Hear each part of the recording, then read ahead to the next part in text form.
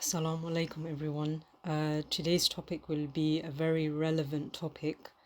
Um, it's about Grave of the Fireflies. Many of you would know the Studio Ghibli film, but a lot of you won't know that it's actually based in a short story and it's also based in real life. So I thought that because of the situation of the world and how it is, I think there's no other relevant story other than Grave of the Fireflies. So I decided to just do this analysis today. So Grave of the Fireflies was written by Akiyuki no Saka, who the story is based after, and he also wrote the story. But it's animated by Studio Ghibli or Ghibli, however you want to say it. And the director for this film is not Hayao Miyazaki, but it's actually Isao Takahata. So this is kind of like a general overview of the movie. It follows Seita and his little sister Setsuko as they struggle to survive in Japan during the last months of World War II. And it's known as like one of the greatest tragic anti-war anime films or films in general, actually. But yeah, I just wanted to say a disclaimer that please watch the film or slash movie or read the short story that Akiyuki no Saka wrote. I actually recommend you do both, watch the film and also read the story, because the story actually lets you go into the mind of Seta a bit more, and you know actually how he's feeling and everything as well, which the movie doesn't portrays, but I think the story is more like personal to the author as well. So yeah, I gave the disclaimer. After this, I'm gonna discuss the plot and everything else. So I gave you the warning. So about the author, this is actually really important to know because this is the real life experience of the author, and you'll come to know how similar the author is to the main character of Grave of the Fireflies. So Akiyuki no Saka was born in Japan in 1930, and he belonged to a generation called the Yakito generation, which is sometimes known as the generation of the ashes because it's the generation which Japan suffered from firebombing, the US firebombing during World War II. So he was brought up in an era and he was born in an era of violence by the US in Japan. And I think his mother died shortly after he was born, and his father wasn't really there for him much, or he was an absent father. So with like the first few years of his life, he lived with his aunt and uncle, who were also his foster parents. But during the war, as we mentioned, he was actually born and brought up in World War II. His home was firebombed itself by the US and it was covered in flames. Akiyuki no Osaka called out for his foster family, but then because he was too scared, as like he is a child anyway, but because he was so scared, he ran away. His foster mother ended up being covered in burns, and she also was the one to save his younger sister as well from death. And but sadly, his foster father perished in the blaze. His sister Keiko was eventually given into Akiyuki no Saka, or the author's care, since his foster mother was very unwell and his foster father died. There was no one really to look after her, so even though he was a child, he had to take care of her because there was no one else. And the pair were eventually made to live with a widow. Due to the trauma of the first firebomb he experienced, whenever he heard air raid sirens, he would flee from his home with his sister to a nearby bomb shelter. And because he kept like fleeing the bombs, which any sane person would do, by the way, he was constantly blamed and labeled as a coward by his society. due to the extreme rationing of food also, Keiko eventually died due to starvation. After this, he was caught stealing 2 years later and was actually taken to a Tokyo detention facility, which is not mentioned or which is not mentioned or talked about or shown in the movie, but it's something that happened to him. The conditions were so bad in that detention facility that some of the other boys who were in with him or in who were in the jail with him, they perished. And with the help, but as like a last resort, he kind of made a plea to his biological father, who was a politician at this time, and he accepted, and he was eventually freed by him and placed under his care. So, kind of the guilt over leaving his fellow prison inmates in the detention facility, the guilt of fleeing his burning house, and the guilt of Keiko, his sister, dying would haunt him for the rest of his life. And in adulthood, he became a writer, but for a long time he didn't really write about his experience. He was kind of writing about other things, and he eventually like settled down, got married, and had a daughter. But it was like when his daughter reached the age of his sister Keiko, a change kind of overcame the author, or Akiyuki no Saka, and he became angered when his daughter refused to eat and would be really paranoid over her health and her safety. And it became so unbearable, like this anxiety of his became so unbearable that he left his home for 3 months. And during this time, it was also the time of the Vietnam War, where he would see like children and men, women, and children, they were like suffering live on air. And it was then he decided to actually confront his past, first with writing American Hijiki, and then writing his best known work, which is Hotaru no Haka, or Grave of the Fireflies. So, yeah, another disclaimer, this is where we actually talk about the story and the film, so another warning. So, yeah, the entire plot, kind of in detail, is it starts off in Japan in the last months of the World War II. It centers around 4-year-old Setsuko, who is Seita, the 14-year-old Seita's younger sister, and Seita is the older brother. The scene kind of starts out as like with the American firebomb raid on Kobe, where they live in Japan, and that firebomb basically utterly ruins their home, and it will soon see how it shatters their entire life and destroys their entire life. But in the attack, their mother sustains deadly injuries, and she passes away soon after in a hospital shelter type thing. And Seita, to conceal, Seita tries basically everything to conceal his mother's passing from Setsuko, his younger sister, because she was very young, and he thought that she wouldn't understand and would get really upset by it, obviously. So while they look for refuge, they kind of move in with a distant aunt, while their father is overseas serving in the Imperial Japanese Navy. We never see his father, but he is mentioned quite a lot in the movie. However, the aunt who they're living with right now becomes more and more angry at the kids and more abusive as the wartime food runs out, and she sees them as liabilities who don't support the war effort. And we'll go into this in detail in a few slides later. But yeah, she sees them as liabilities and she really kind of resents them. So after this, Seita decides to live independently in a nearby bomb shelter after growing really weary and really tired of his aunt's cruelty and emotional abuse.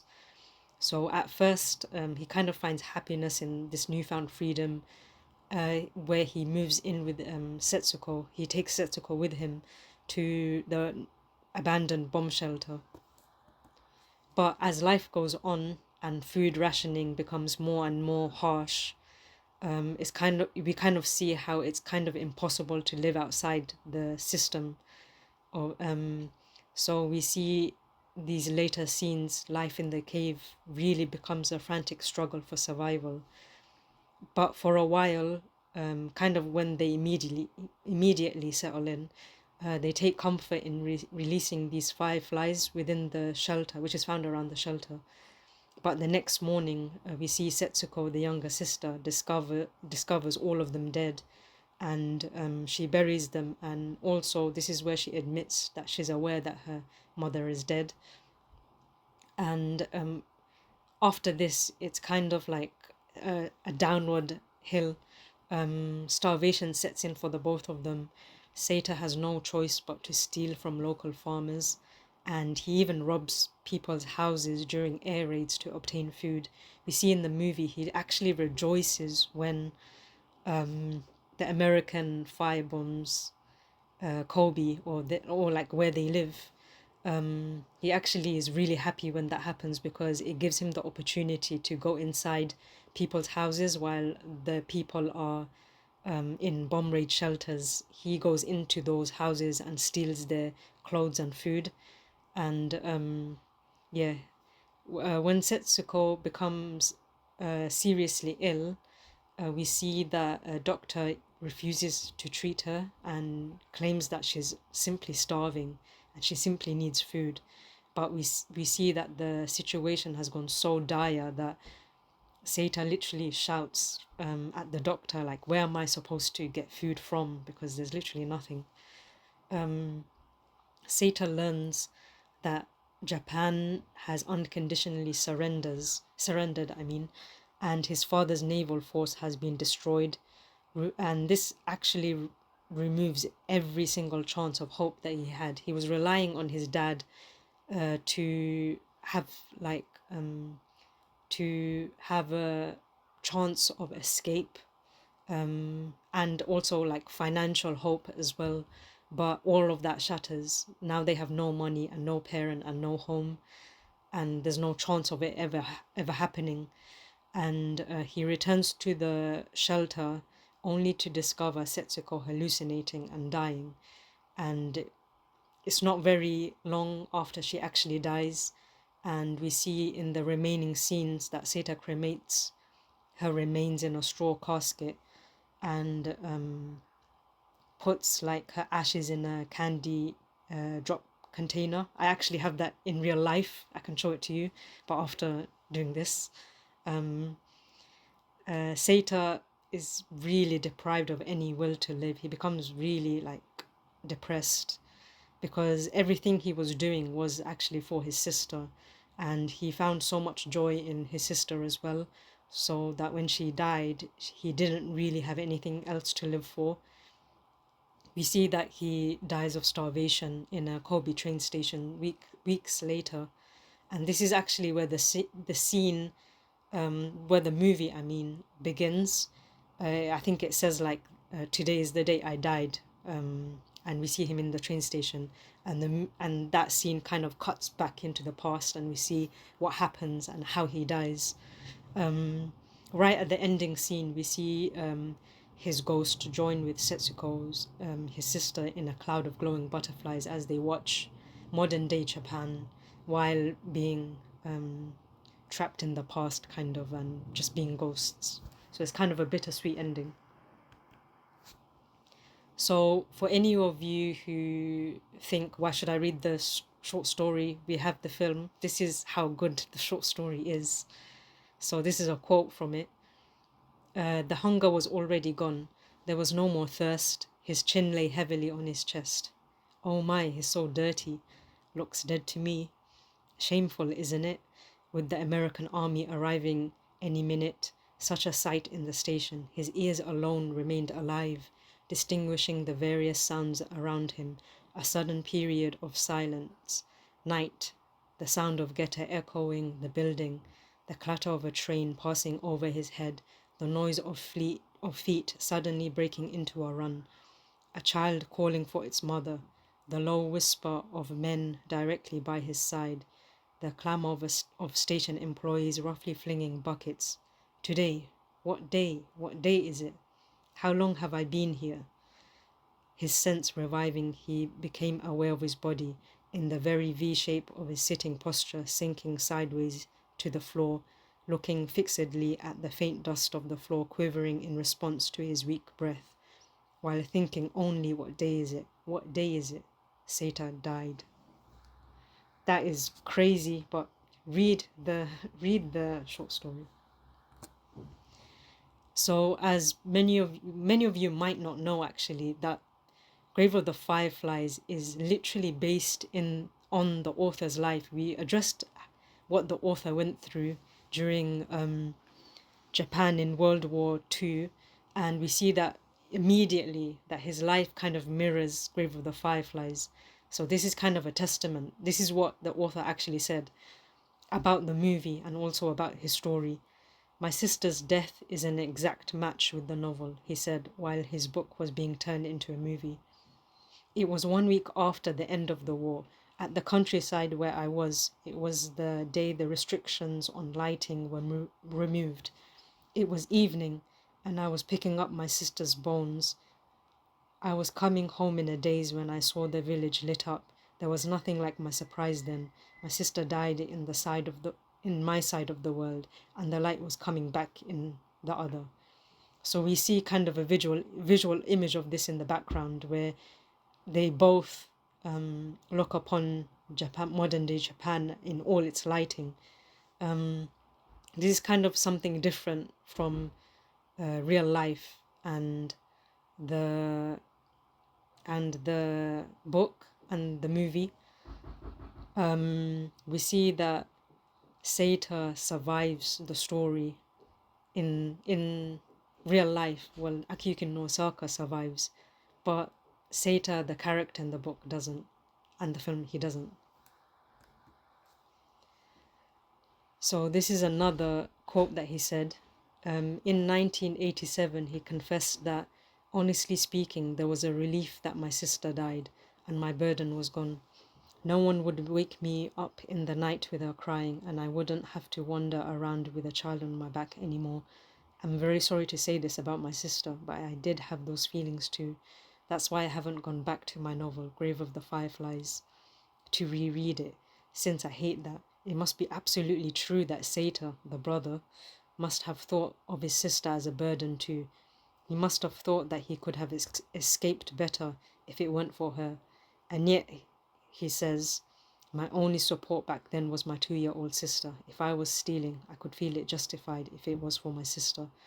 My feelings about not wanting to grow up, or the guilt that I was doing bad things in the process of growing up, were all compensated for the existence of my sister.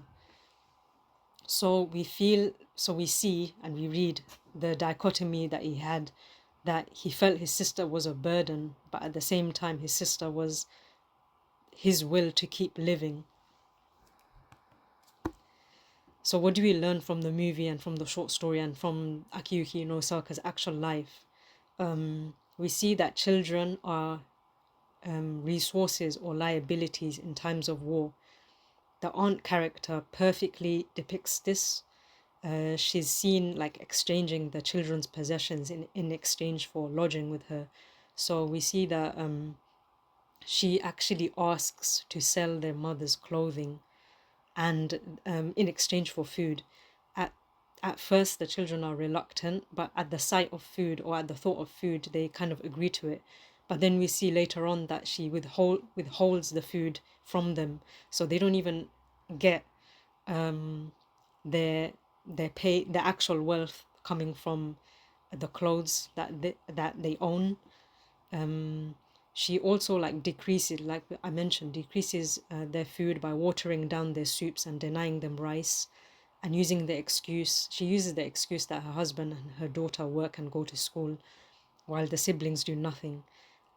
However, she doesn't really care to know that this children's school was bombed, and so was the factory that Seta worked in. So we see that she kind of uses excuses to steal from them, from their wealth. In it, but she says like she kind of complains that they're always inside the house, or they're always having fun out in the beach or something, and they're not really useful to her or to Japan. She uses that excuse because they don't really go anywhere besides staying in the house. But she doesn't really know, well, actually, Seta tells the aunt himself that his school was bombed and so was the factory, but she doesn't really care to know that. And of course, Setsuko is literally an infant. What's she supposed to do? So they're kind of blameless, but there's still an expectation put on them by the aunt. There's an expectation to be useful despite being children, and she berates them when they're both upset, but also while having fun as well. So there is no real winning, when in her eyes. I mean,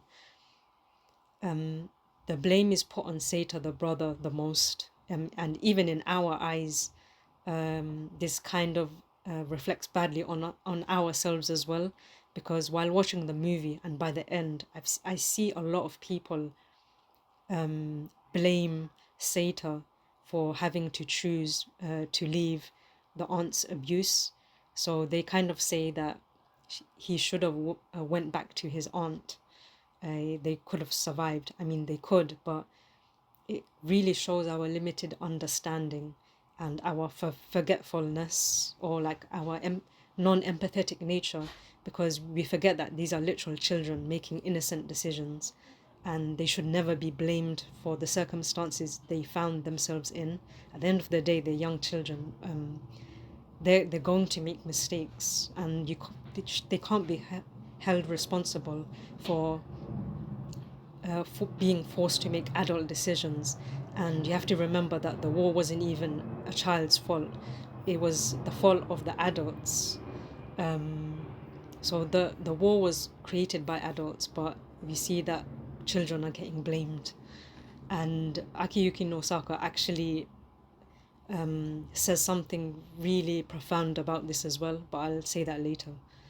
In real life, we see in history Japan passed laws to enable children to work during World War II, and even like we see orphanages become munition factories due to this. And these views really have consequences that break the innocence of the children, especially during wartime. And we also see like the minimum age of conscription was also lessened to only 15. So imagine being 15 and going to war. That's crazy. We also see like a positive side to the movie as well, which is sibling relationships and their innocence. Although the difficulty of war being like forced on them and constantly looming over them, Seta does everything he can. He does everything humanly possible to feed and protect and even befriend Setsuko. For much of the film, it doesn't really focus on misery or oppression. Seta actively tries to make a paradise for Setsuko. So we see a lot of scenes, especially early on, where they kind of have fun in a world where it's kind of bleak. To me, Seta is kind of love incarnate, and because of how much he's willing to do for his sister, and it kind of shows like he's really a loving brother to her. And it's actually very different to how the author felt as a child in real life. We'll mention what he actually says later on, but in the movie he kind of creates a home for them by the use of fireflies, an insect which doesn't really do any harm and is beloved across all cultures because of their beauty and light. However, the light is kind of put out so really fast. I mean, kind of like as fireflies themselves. The firefly is also often captured because of their beauty and because of their light, and it really mirrors how children were viewed during these times of violence. The innocence is forever cut short, and they're kind of captured and entrapped in this world of violence, and even looked down upon as well. And you can see that like it's really like stifling for to be a child in such situations, with so much going on in the war effort in real life. Also, there are only like scraps for the general population, let alone for children who live outside the system. So, but even despite this, Seta does everything humanely possible for them to survive, even risking his own life by stealing when the US firebombed their houses. And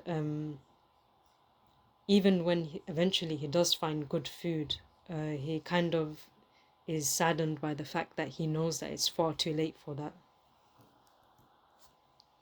So this is a quote from the short story when Seta kind of sees Setsuko and he sees Setsuko dead. So at night, a storm. Seta crouched in the darkness of the shelter with Setsuko's body rested over his knees. Even when he dozed off, he soon awoke, rubbing over and over her hair, pressing his own cheek against her already cold cheek. He did not cry. The wind howled. The leaves of the trees shook furiously in the midst of this raging storm. Suddenly he thought he heard Setsuko's crying voice. Yet again he was possessed by the illusion of the rising sound of a battleship march. The typhoon had passed by the following day. The sky suddenly colored deeply with shades of autumn, was filled with cloudless sunshine. Seta, carrying Setsuko in his arms, climbed the mountain, asking at the city office. The crematorium was full, they said. They could not take care of those from a week ago yet, taking only one straw bag full of charcoal, a special ration. In the case of a child, you can borrow some place like the corner of a shrine. They let you burn her there.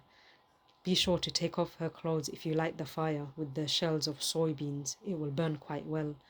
A man from the ration office, seemingly familiar with these things, taught him. So from the author himself, Akiyuki no Osaka, he said, during composition, the older brother got increasingly transformed into a better human being. I was trying to compensate for everything I couldn't do myself. I was never kind like the main character. I always thought I wanted to perform those generous acts in my head, but I couldn't do so. I always thought I wouldn't eat and would give my food to my little sister, but when I actually had a piece of food on my hand, I was hungry after all, so I'd eat it. And there was nothing like the deliciousness of eating in a situation like that, and the pain following it was just as big. I'd think there's nobody more hopeless in the world than me. I didn't put anything about this in the novel. So we learn here that he truly kind of acted selfishly towards his younger sister, but we kind of forget that he's a literal child. He's only like he's only I think that he's just innocent, because a child would do whatever they can to try and survive. They don't really have the emotional intelligence to save someone younger than themselves. That's kind of what an adult would do. Adults have they can separate the situation from themselves and think more empathetically, whereas a child is more like thinking about the immediate situation. So we kind of learn about desensitization. When Setsuko dies, Seta asks a shopkeeper for equipment that he could use to bury his sister, but the man only replies in the film, he says, "It's a beautiful day to bury someone." We also see how people are celebrating going back into their house after the war, that they missed the view of their balcony. For them, the war had only been merely an inconvenience. So literally, while in the same scene, Setsuko dies, we see in the exact same scene, these people are going back to their houses. They're kind of reveling in their balcony view and being so optimistic and happy, whereas we see Seta literally um, like he literally has no will to live at all. So for Sata, because I mean, for Sata, there is no normal. There's no normal life he can go back to. He has no home and he has no parent. And now he doesn't even have his sister, the last known family of his. He only has the smoke, he only has the pyre of the cremation and Setsuko's body to see. And soon, not even that. He is truly alone and he has nothing. And to Japan, to everyone in Japan, he is nothing. In real life, Japan didn't even recognize children of war, especially war orphans. And the real author spent a really long time personally in child prisons, which we mentioned before, because of these, because these children were considered a nuisance and just to keep out of the public eye. So we even see, I think, in the short story it mentioned, like it's kind of embarrassing for these children to be in the view of the Americans when they come. They kind of were more worried about that, how the Americans perceive them, than a child literally near death. That's how selfish the society was in Japan. So the movie really the movie really humanizes the siblings, and it kind of has a bittersweet ending where they allowed the siblings to be spirits and watching over modern day Japan, which is kind of a similar society in some ways, but also in some ways a different society. So this is what the author said. When I look at the high-rise buildings and the superhighways that were once just futuristic dreams, I see them amidst the ruins, and I think of the sun shining down on it all, like the repetitive call of a bird. I return time and again to the burnt-out ruins. So, reflecting years later on his real life, Nosaka would later write, children suffer the most in war. The expression on the faces of famished Nigerian children, Jewish children in Auschwitz, and Vietnamese children was no different than that of my sister who died of malnutrition. And this is a quote from Stahl, I think, who wrote an essay on Grave of the Fireflies and Nosaka as well. The trauma, hunger, and the animal instinct to survive had transformed him into a selfish, even cruel youth. For Nosaka, writing Grave of the Fireflies was more than a reconstruction of his own past. It was an act of repentance and moral reckoning. So we see that Nosaka literally wrote the Grave of the Fireflies. I think he said as an apology to his younger sister, to the way he behaved, especially to his younger sister, and the selfish way he behaved. In his view, that was why he wrote Grave of the Fireflies. So another author quote, since the end of the war, Nosaka had been reluctant to face his past, but the production of the film, but in the production of the film, he personally led the team, the Studio Ghibli team, where he grew up with his sister. He says, I have continued to avert my eyes from the mirror that reflected my image. Now I am confronting my past more honestly. I received a video copy of the trailer I received a video copy of the trailer, and late at night, after some fairly heavy drinking, I watched it alone. Although I knew it was animation, I was somehow brought back 43 years. Watching just a few opening scenes kept me crying until dawn. We see here that it was very personal for him. This story is extremely, extremely close to his own experience. It was based on him, and therefore it's like no wonder why he would be so emotional. The average diet of the normal Japanese person in World War II really stifled, really dwindled during the war, and this would make Keiko, Nosaka's sister, cry a lot, even at night. So he kind of speaks about how he would take her outside to avoid disturbing the other people around him. And he also confessed to hitting her to stop her from crying. And eventually there was this incident between his grandmother and a widow which he was staying with. So in real life it was a widow, it wasn't his aunt that he was staying with. And it kind of, this was the reason that prompted the siblings to eventually stay at a bomb shelter alone for an entire month. And it was in this 1 month that Nosaka struggled to care for his sister. And this he was literally a child taking care of his sister, so it's no wonder that he struggled. This is where, like, in desperation, he would eat as soon as he found food, and he wouldn't save some for Keiko, as we heard before. He would blow on some soup to feed it to his sister, only for him to eat it himself. And he also described himself as a gaki, a Japanese ghost spirit cursed to be hungry forever. That was the desperation and the hunger that he felt during the war. And this was also a small reason of Keiko's death by starvation, which he felt so guilty from.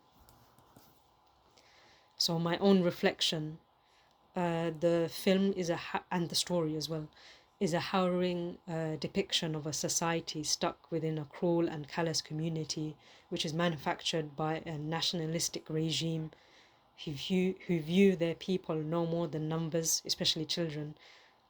Is a stern warning and a reminder that war is more than just violence.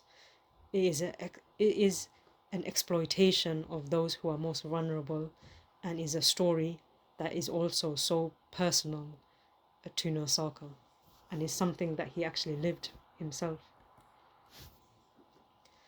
So we wonder, like, what did the director, of the person who made the film, feel like? Actually, Isao Takahata is also a war child himself. Is part of this generation, and I think his sister got hit by like a shrapnel or something as well during the war. So he really related to Akiyuki Nosaka, and he responded in an interview, which is also like, this is like a Google translation of the wiki. He says, "It is not an anti-war anime at all, and does not contain any such message whatsoever. Regarding the fact that it was perceived as an anti-war anime, Takahata said, it was inevitable. In this work, the brother and sister succeed in building a closed family life just for the two of them, but their failure to live in a society but their failure to live in a society by refusing to coexist with the people around them is something that people living in the present day can relate to. I especially want the younger generation, from high school students to those in their 20s, to sympathize with this. At the time, it was a very oppressive time and the worst kind of social life. Totalitarianism was accepted. Seita resists this totalitarian era and tries to build a pure family with Setsuko. But is this really possible? Because it is not possible, Seita kills Setsuko. But can we criticize that? The reason we modern people can sympathize with Seita emotionally is because the times have been reversed. If the time were to be reversed again someday, there may come a time when opinions that condemn Seita become that the opinions that condemn Seita more than those of the widow, his aunt, dominate, and I feel that this is frightening. So he kind of feels wary of the fact that during wartime, the opinion of the aunt would be more dominant than the empathy of Seita, and he actually finds that frightening. I find that frightening as well. In the movie, we see the US firebombing Japan constantly. They don't really mention America by name. They just say the enemy, but due to like historical context, we know that it's the US. But the thing is that the movie also doesn't portray the evils of the Japanese Empire and what the Japanese Empire did to the people themselves as well. So here's a few examples of the evils that they did. Korean woman and women from other ethnicities was forced into this type of slavery, which is majority done to females. I don't want to say it because I don't want to be restricted or censored by YouTube, but yeah, you can read it. These women were known to the Japanese as comfort women, and they like also the Nanjing massacre in China saw over 200k prisoners of war executed with mass of the same kind of violence I mentioned before. That was done by the Japanese Empire. The three alls policy, a scorched earth policy in northern China, which translates to kill all, burn all, loot all. It basically destroyed villages and led to mass rural depopulation. Japanese soldiers actually experimented on prisoners and children as young as infants. The most famous of this case is Unit 731, which performed lethal human experimentations on thousands of prisoners and civilians.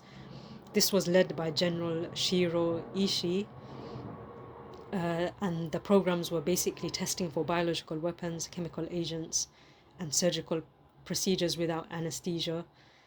And basically, it resulted in, of course, immense suffering and hundreds of thousands of deaths.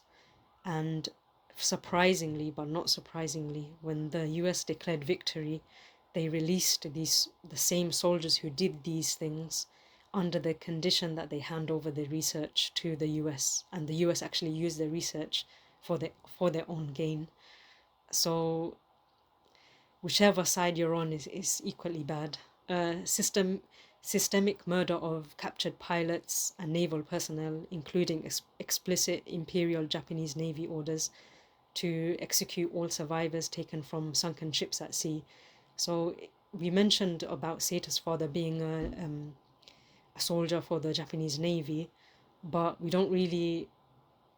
can actually infer that this might have happened to him. So all sunken ships at sea, if they survived, they were executed because they kind of had the notion of kamikaze. They would rather off themselves than surrender. Basically, they had that type of view. So that might have happened to Seto's father, but it doesn't really say. We kind of, at the end of the day, although we disagree and condemn all of the evils of Japan and all of the evils of the US, Grave of the Fireflies allows us to humanize the enemy, because we rarely see a movie in the Axis point of view, the Axis being Germany and Japan versus the Allies, which is like US, America, and stuff like that. I mean, US, UK, and all of their allies as well. We rarely see movies which center around the suffering of the other, but in this movie, we see that suffering. And we learn that war affects everyone and it punishes the most vulnerable people in any society. So this is a huge, huge disclaimer. Very controversial topic ahead. I don't know how to describe it, but basically just read this underline word in red, and you'll notice like what the topic is. But I just really wanted to mention it because it's hardly ever talked about. But in the analysis that I've read about the short story, this was mentioned, and I thought that it actually adds another dimension to the entire story. And this analysis in the screenshot here was actually made by an English translator of the author's account of the short story. And like I said, it gives like another dimension. And if you see the movie, it's kind of very, very, very subtle, but it kind of hints at it, but not really. It's not overt or anything. To me, it makes the story even more tragic because it's kind of like the final straw of them like breaking childhood innocence, especially for Sato and also the author in real life as well. But I'm not trying to justify it, but trying to understand the situation. It really, for me, it really shows the effects of like deep psychological trauma. Due to the extreme isolation that Seta faced, the only real person he could seek comfort in was his younger sister. Psychologically, they had to both fulfill many roles in which otherwise would be filled with other family members or friends. But since they had no one and they were living completely alone in society, they kind of had to fulfill each other's needs in some psychological level. The sentiment here is not really overt in the book nor in the film, but the dimension to this, it kind of makes you wonder how much a child's psyche can alter due to extreme isolation, especially being a war orphan. Being a war orphan, especially, you kind of bear witness to heinous crimes and extreme acts of violence. So seeking, so you will inevitably seek comfort wherever you find it, and having no parent or teacher to guide you through it and through puberty, nor tell you how no one to tell you how to process your own feelings or emotions, it kind of make you can kind of understand where it's coming from.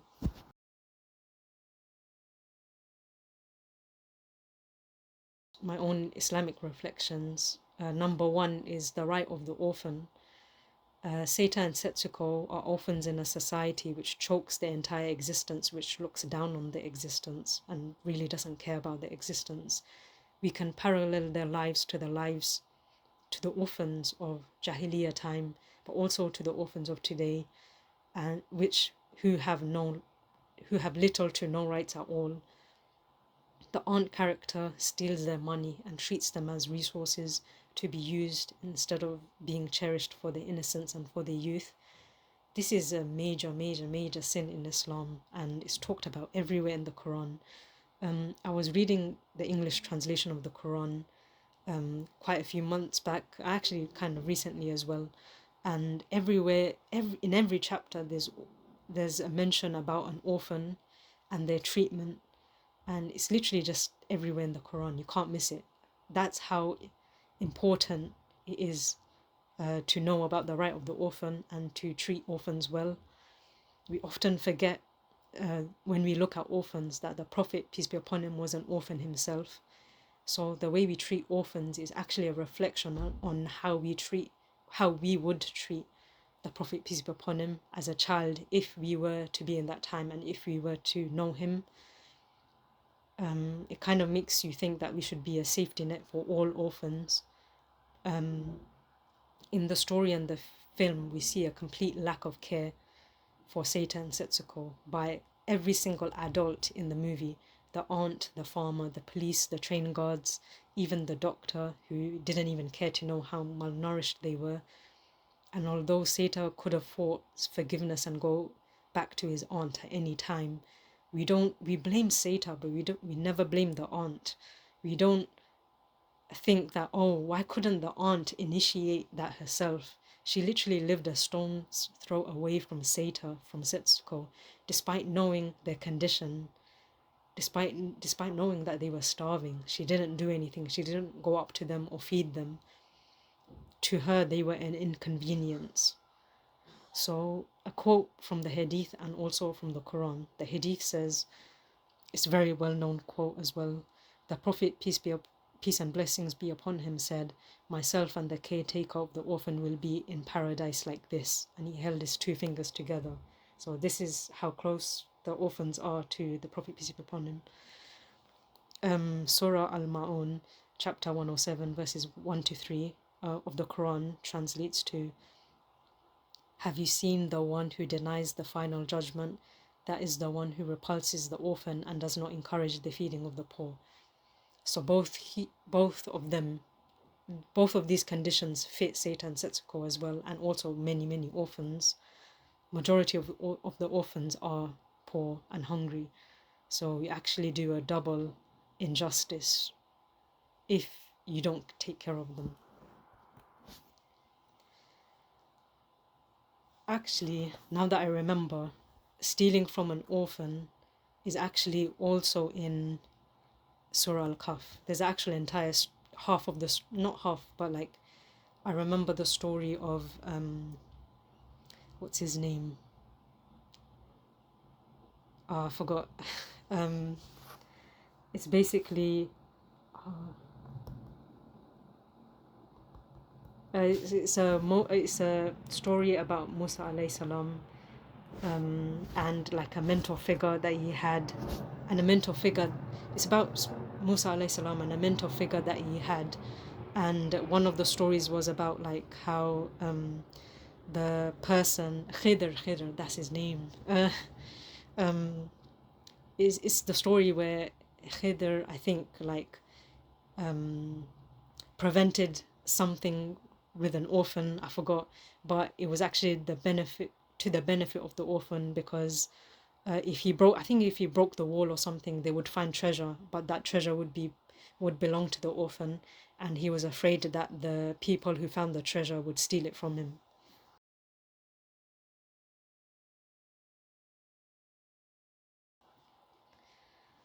So another Islamic reflection is the fragility of life. Saita's parents were well off. His father was in the navy, and they were given good rations. And it's also mentioned by the aunt how good rations that they had, how good of a ration that they had. However, everything changed when the U.S. firebombed them. I was about to say the Avatar thing, but anyway, it teaches us how our lives could change in a split moment, and thus we have to care about others in the same way we would like others to care for us. So because lives are constantly changing really fast, no one really knows what's going to happen to us in a month's time, let alone a year or 5 years or 10 years. So we treat others like the way like how we want to be treated. That's kind of a given. Fireflies also symbolize in the movie a fleeting but delicate beauty. They shine brightly for a brief moment before extinguishing, and this mirrors the Quranic parable of the worldly life, or the dunya as we like to call it. We are attracted by beauty and in nature and in some people, but these things eventually die. Everything dies. But we see that, like, even though some people have the mentality that if everything's gonna die, then what's the point? But we know from this movie that there is still a point. It doesn't really give us an excuse to enact the conclusion for ourselves. We still have to try everything we can, like how Seta tried everything he could for Setsuko. And the thing that makes us sad about the movie is that their lives ended so soon. Their children who were starving to death, and their lives could have been prevented so easily. For Seita and Setsuko, their death is literally so man-made and so avoidable. If the world was just more just, so the grief feels even greater. But we kind of are reconciled with the fact that they are reunited in the hereafter. Although it's a bittersweet ending, and it's also really sad, we can be grateful that they find happiness in the afterlife. They're reunited in the afterlife. Not only does the afterlife reward the innocent, but also it punishes the evil that they have faced, and the people it punishes the people that do the evil. It's comforting to know in a way that death is not the end, and that Seta and Setsuko, although they had harsh lives on earth, they can live in peace in the hereafter. So it just made me think how if you're an atheist or don't believe in heaven and hell, or an afterlife altogether, it kind of makes you think how this life is just the end all be all, and no evil gets punished. Like, for example, to take it back in the real world, Benjamin Netanyahu, or the RSF in Sudan, or any oppressor who had good lives here on earth. Most of the time, like, oppressors do get away with it, even like Pol Pot in Cambodia, in the Cambodian genocide, where he actually didn't get punished at all. There's no justice. But if you believe in like a religion that believes in the hereafter, we can be grateful to know that there is justice in the afterlife. So yeah, that's kind of my conclusion. Actually, my true conclusion is that it's really, really sad. Let me just go back to the first slide. It's really, really sad how this movie, even though it was made in like the 1990s or something, I forgot, it's still so relevant. It's probably the most relevant movie to date, just because of what's happening around the world. You can swap these characters in any oppressed nation and it will still make sense. That's how crazy it is. Seita and Setsuko, they could have been Palestinian, they could have been Uyghur, they could have been Rohingya, and it still would be exactly the same. It would be the exact same story. That's what's crazy, because nothing really has changed, and it's really like depressing if you think about it. Watching this movie, it kind of makes me feel really empty, how we learnt nothing from the past. We tend to repeat the past over and over again. The same tragedies happen time and time again. And it's like majority of the fall is to do obviously with the ruling class, the ruling elite. But I also find the same sentiment in even Muslim populations. I've seen so many Muslims deny Rohingya rights. They deny Uyghur rights. They say we're being pro-US for being anti-China if we're pro-Uyghur rights. I've seen people not care about Sudan or the Congo. The Congo is like one of the biggest genocides which is happening right now, and no one's really talking about that either. The fact that I'm making a video using the technology that probably was exploited in Congo is crazy to think about. Just the injustices of the world. It's just sad. This movie was literally supposed to be a wake-up call for everyone, but apparently not. People still have the selfish mindset. People still blame Sata, basically still blame the victim for the suffering, for the extreme suffering. And that's kind of what's the most sad about it, actually. Just the desensitization and the inhumanity of the world, of even Muslims. That's what disappoints me so much as well, because in Islam we admire the Ansar, literally saving the Meccan people and taking them in as refuge, really selflessly. They put them into their own homes as well. We really admire that, but we can't even act like that when the situation is actually happening to us as well. Yeah. I think that people say that the litmus test is Gaza or Palestine, but I really truly believe that the litmus test is actually when the situation happens to you, when you refuse help. Because I've seen people, even Muslims in Muslim countries, deny the rights of refugees, deny the acknowledgement that refugees even exist in the country. I think Indonesia does it, Malaysia does it to Rohingya Muslims a lot. Yeah, it's just crazy, because in Islam it's completely the opposite, and they try and justify it as well. But I don't even get how you can justify the mistreatment of refugees. So yeah, I'll kind of end on that depressing note.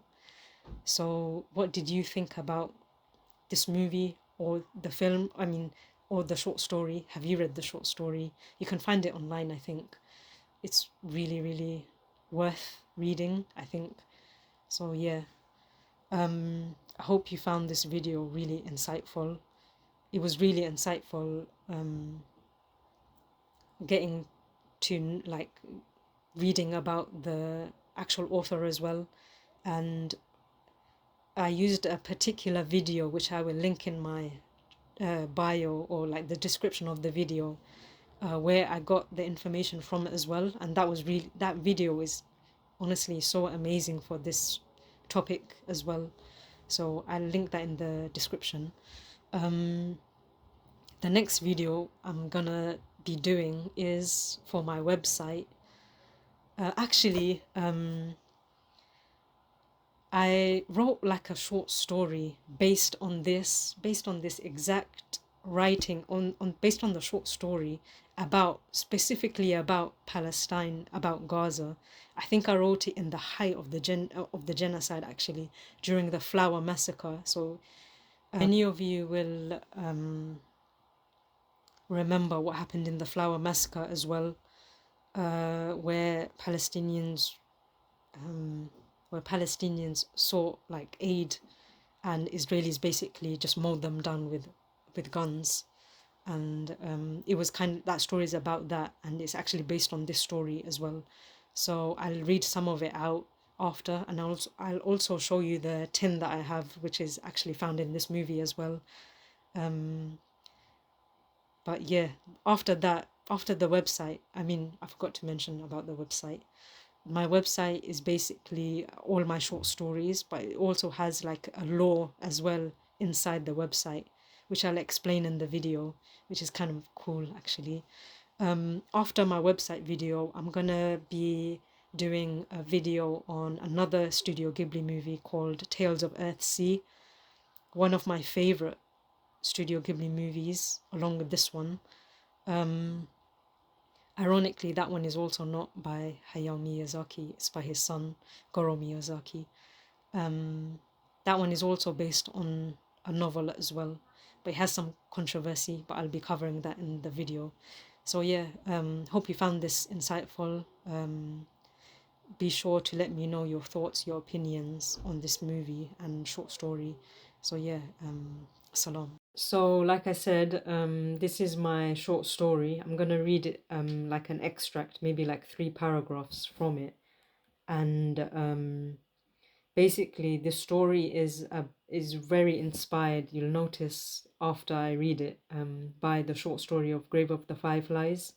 The work was originally a submission piece for this online magazine called Homesick, and their theme was about resistance. And I knew that I really wanted to write a short story about Palestine, since it was so relevant. And I think like this short story is around like two years ago, or maybe a year ago. It's really sad how long the genocide has been going on for. But yeah, the I'll link the online magazine in the description as well. And the money that they make from the magazine, it also goes to a charity too. So yeah,